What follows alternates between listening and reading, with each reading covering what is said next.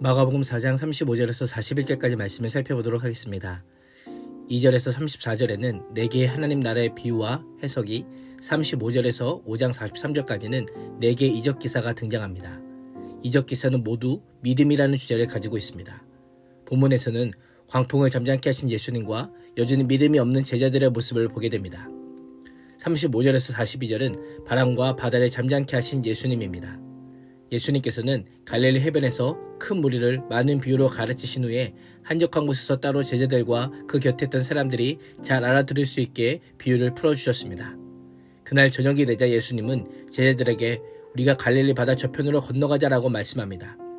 계속되는 산상설교와 비유의 해석 등으로 매우 피곤하셨을 예수님이지만 저녁이 되어도 쉬지 아니하시고 새로운 사역을 위해 장소를 이동합니다.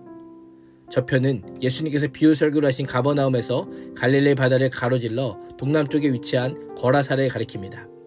성경에서 가다라라고 불리는 거라사 지역은 갈릴리 바다 동편의 데가볼리 지방에 속해 있습니다. 예수님의 명령의 제자들은 무리들을 떠나 예수님을 배 안에 계신 그대로 모시고 갑니다. 그러자 다른 배들도 함께 따라갑니다. 예수님께서는 하루 종일 무리들에게 하나님 나라를 가르치시느라 피곤하셨는지 배 뒷부분에 어부들의 쉼터이자 물건 보관 장소에 베개를 베고 주무십니다. 그런데 갑자기 큰 광풍이 일어납니다. 갈릴리 바다는 해수면보다 200m 이상 낮고 주변은 높은 산들로 둘러싸여 있어서 수심이 깊어 강풍이 불면 3m를 훌쩍 넘는 집채만한 파도를 만들어내는 경우가 잦았다라고 합니다. 예수님의 12제자 중 베드로와 안드레, 야고보와 요한은 갈릴리 바다 어부 출신입니다. 갈릴리 바다의 잔뼈가 굵은 이들도 순식간에 물이 배에 들이쳐 가득하게 되자 겁에 질리고 만 것입니다. 이 항해가 어떻게 시작되었습니까? 예수님께서 건너편으로 가자라고 하여 시작되었습니다. 제자들은 이제 말씀에 순종했는데 생명의 위협을 느끼는 위기를 만나게 된 것입니다. 그러자 제자들의 눈은 예수님을 향하기 시작합니다. 제자는 죽을 것 같다고 외치는 상황에서 예수님은 주무시고 계십니다. 이 모습을 상상해 보십시오.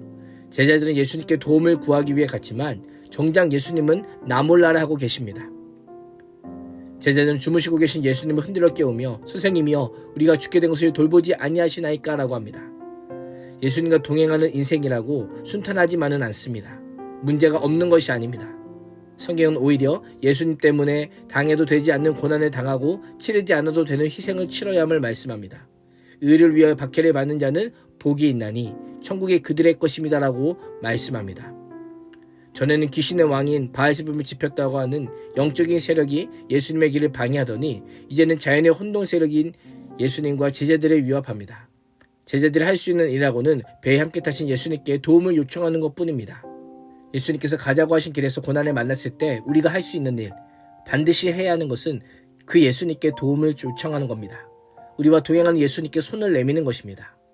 성도는 결코 혼자가 아닙니다. 우리 안에는 내주하시는 성령님이 계시고 하늘 보좌 우편에서 우리를 위해 중보하시는 예수님께서 계십니다. 우리의 기도와 간구를 들으시는 하나님은 우리와 함께 하시는 임마누엘의 하나님입니다. 고난 앞에서 쉽게 포기하거나 망설이거나 낙심하지 마십시오. 주님은 우리와 함께 하십니다.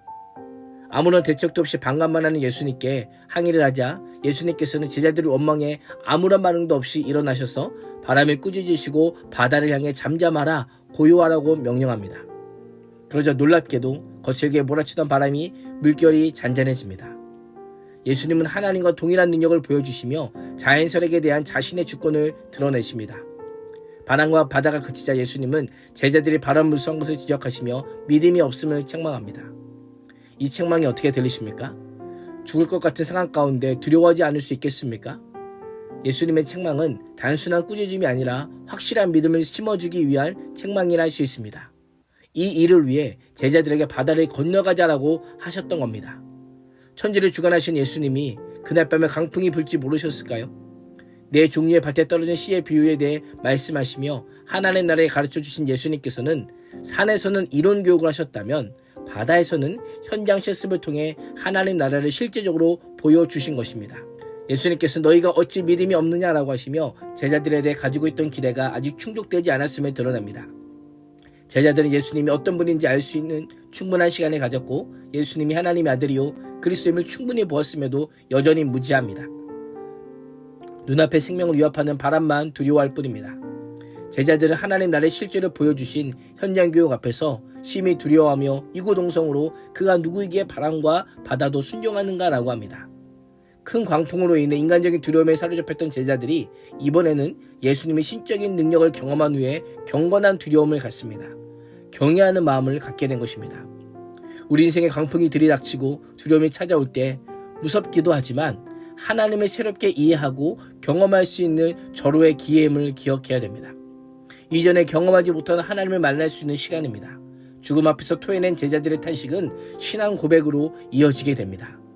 제자들은 세상의 권세가 자신들의 죽음으로 끌고 갈 때마다 이 사건을 기억해야 했습니다. 바람과 바다를 잠잠케 하시는 전능하신 예수님이 나와 함께 하시는, 자신들과 함께 하시는 예수님임을 잊지 말아야 했던 것입니다.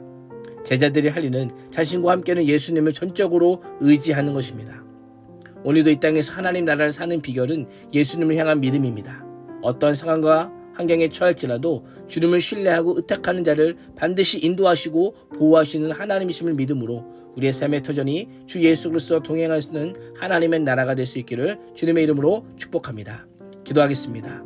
하나님, 상황과 환경에 압도되거나 두려워하지 않게 하시고 하나님을 의지함으로 세상을 이기는 담대한 믿음을 소유하는 그리스도인 되게 하여 주옵소서. 예수님의 이름으로 기도합니다.